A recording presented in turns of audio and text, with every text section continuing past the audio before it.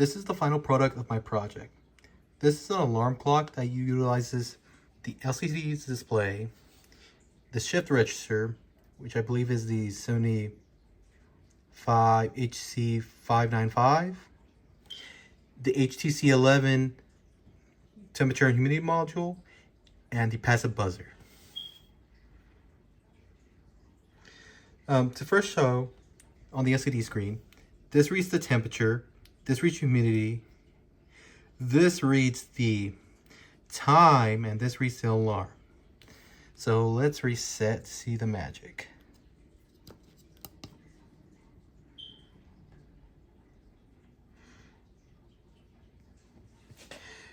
As soon as it hits 10 o'clock a.m., it should ring. As you can see, it will continue ringing. And once I press this button, it stops ringing.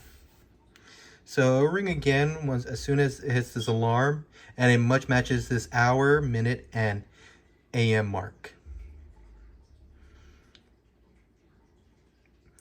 And now to try out the temperature sensor. I have this blow dryer that will heat up. We're just gonna let the blow dryer heat up for a few more seconds. Then I'll aim it at the HTC module.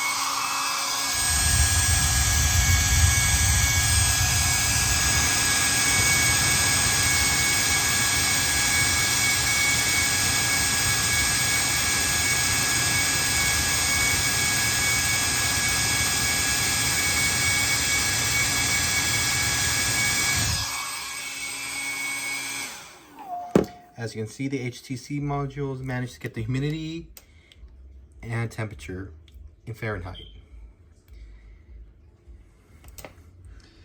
The shift register, the purpose of this is to reduce the amount of digital pins it needs directly from the Arduino.